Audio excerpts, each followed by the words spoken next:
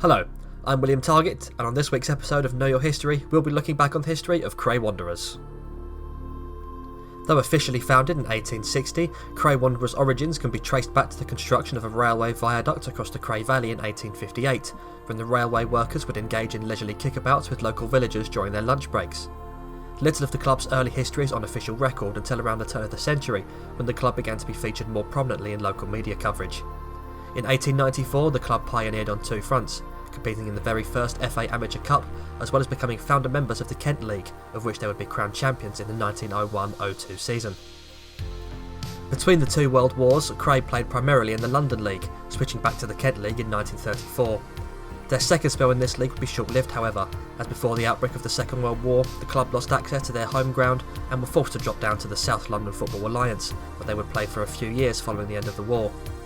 Cray then moved to the Kent Amateur League, playing there until the early 1950s, when local businessman Mick Slater took charge and got the club re-elected to the London League, winning the title in consecutive seasons in 1957 and 1958. For the 1959-60 season, Cray transferred to the Etolian League, winning that championship in 1963. The early 1960s also saw the club win the Kent Amateur Cup 3 years in a row. After winning the Greater London League in 1966, Cray joined the Metropolitan League, ushering in a successful decade over the 1970s. The club was consistently changing near the top of the table, finally winning the league title in 1975, after which they transferred to the Spartan League. Following back-to-back Spartan League titles in 1977 and 1978, the club returned to its original home, the Kent League, winning the title in 1981, having been runners-up a year earlier. From here began a period of stability for the club, as Cray would remain in the Kent League until past the new millennium, enduring some difficult seasons amongst a second-place finish in 1991.